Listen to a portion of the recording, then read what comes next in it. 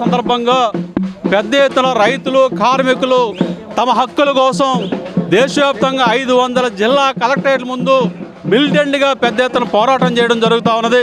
ఇవాళ రాజ్యాంగం అమలులోకి వచ్చి రాసి 75 సంవత్సరాలు పూర్తవుతాం సరే రాజ్యాంగ దినోత్సవం జరుపుకుంటున్నా సరే ఇంతవరకు రైతులకు ఒక చట్టం లేదంటే ఇంతకంటే దుర్మార్గం ఉందని చెప్పి అడుగుతా ఉన్నాం.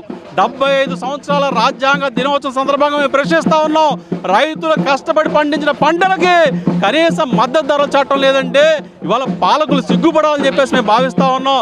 ఒకవైపు రైతులు అన్నదాతలు ఆత్మహత్యలు చేసుకుంటా ఉన్నారు, చచ్చిపోతా ఉన్నారు, అప్పుల ఊపులో కూరుకుపోతా ఉన్నారు.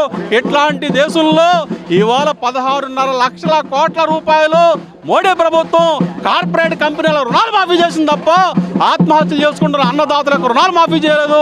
ఇది చాలా దుర్మార్గం అని చెప్పేసి భావిస్తా ఉన్నాం. ఎప్పటికైనా మద్దతు ధరల గ్యారంటీ చట్టం తీసుకురావాలని చెప్పి డిమాండ్ చేస్తా ఉన్నాం. రైతుల యొక్క రుణ విమోచన చట్టం తీసుకురావాలని చెప్పేసి కోరుతా ఉన్నాం. రైతాంగ సమస్యల్ని, కార్మిక సమస్యల్ని పరిష్కరించాలని చెప్పేసి కోరుతా ఉన్నాం. లేని పక్షంలో భవిష్యత్తులో పెద్ద ఎత్తున రైతులు, కార్మికులు ఐక్యంగా పెద్ద ఎత్తున ప్రతిఘటిస్తారని, పోరాడతారని చెప్పి ఈ సందర్భంగా మేము తెలియజేస్తాం.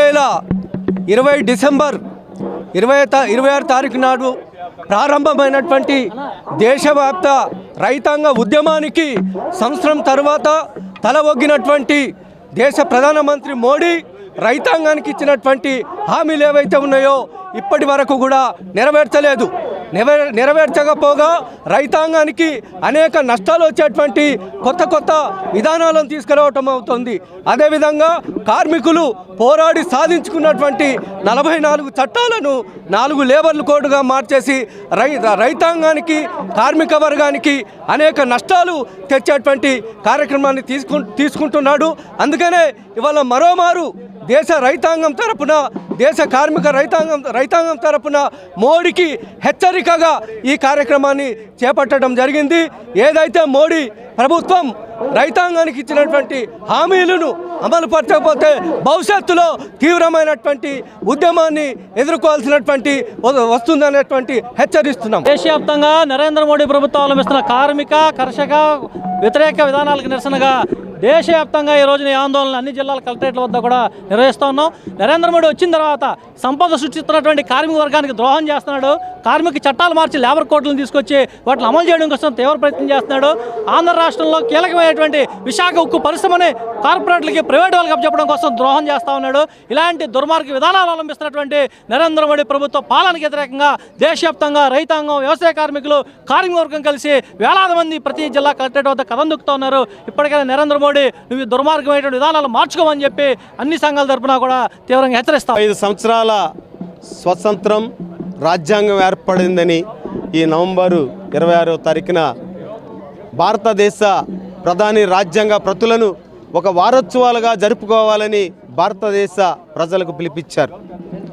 రాజ్యాంగం అంటే భారతదేశంలో ఉన్నటువంటి ప్రజలకు, రైతులకు, కార్మికులకు, కష్టజీవులకు స్వేచ్ఛగా ఉండేటటువంటి ఆ ప్రతులు. అడుగుతున్న మోడీ షాని, ఈ భారతదేశంలో రైతులకు స్వేచ్ఛ ఉందా? పండించేటటువంటి పంటకు గిట్టుబాటు ధర చట్టం తీసుకొచ్చావా అని అడుగుతున్నాం. అదేవిధంగా లక్షలాది మంది, కోట్లాది మంది ఉన్నటువంటి కార్మిక వర్గానికి హరించే విధంగా 4 లేబర్ కోడ్లు తీసుకొచ్చాం. ఎవరి కోసం, దేనికోసం, ఎందుకోసం, ఎవరి కోసం అని ప్రశ్నిస్తున్నాం. భారతదేశంలో పెట్టుబడిదారి వర్గం ఉన్నటువంటి ఆదాని, అంబానీకి అనుకూలంగా తీసుకొచ్చినటువంటి ఈ 4 లేబర్ కోడ్లను బేషరతుగా రద్దు చేయాలి.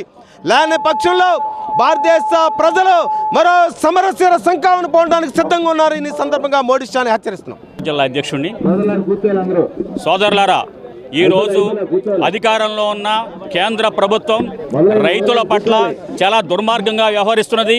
దేశానికి స్వాతంత్ర్యం వచ్చి ఇన్ని సంవత్సరాలైనా ప్రతిరోజు కూడా రైతులు ఆత్మహత్యలు చేసుకుంటున్నారు. లక్షలాది రైతులు ఆత్మహత్యలు జరుగుతున్నాయి. ఈ ప్రభుత్వానికి ఏమాత్రం కనబడటం లేదు. కార్పొరేట్లకు 16.5 లక్షల కోట్ల రూపాయలు రద్దు చేసిన ఈ ప్రభుత్వం ఒక్కసారి రైతులకు పంట రుణ విముక్తి చేయమని, అప్పుడు రైతులందరూ ఈ రుణాల నుంచి బయటపడతారని చెప్పి ఎంత కోరుతున్నా ఈ ప్రభుత్వం చెవికి మాత్రం ఎక్కడం లేదు. అలాగే కనీస మద్దతు ధర చట్టాన్ని చట్టబద్ధత కల్పించమని, ప్రతి పంటకు కూడా మద్దతు ధర ఏర్పాటు చేయమని, అప్పుడు రైతులు ఆత్మహత్య చేసుకోకుండా ఉంటారని ప్రభుత్వానికి చెప్తే అది మాత్రం పట్టించుకోవడం లేదు. 3 నల్ల చట్టాలు తీసుకొచ్చారు. దాని మీద తీవ్రమైన ఉద్యమం కొనసాగిన తర్వాత అది రద్దు చేస్తున్నామని ప్రకటించారు తప్ప అది చట్టబద్ధంగా రద్దు చేయలేదు. దాన్ని చట్టబద్ధంగా రద్దు చేయమని కోరుతున్నాం.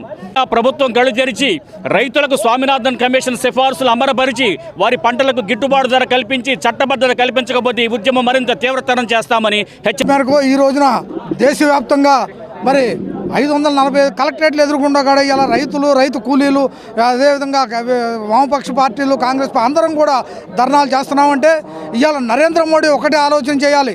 ఇవాళ ఈ రోజుకు కూడా ఆ రోజున మరి రైతులందరూ ఢిల్లీలో చేస్తుంటే 14 నెలలు చేస్తే అనేక హామీలు ఇచ్చి ఆ హామీలు ఒక్కటి కూడా అమలు పరచని దుర్మార్గమైన ప్రధానమంత్రి ఎవరైనా ఉన్నారో అంటే అది నరేంద్ర మోడీ. నరేంద్ర మోడీ ఒక అంబానీ ఆదాయానికి ఊడికం చేయటమే తప్ప దేశ ప్రజలని దృష్టిలో పెట్టుకుని పరిపాలన చేయట్లేదు. దానికి తగ్గట్టుగా మరి ప్రజలందరూ కూడా తిరగబడాల్సిన సమయం ఆసన్నమైంది.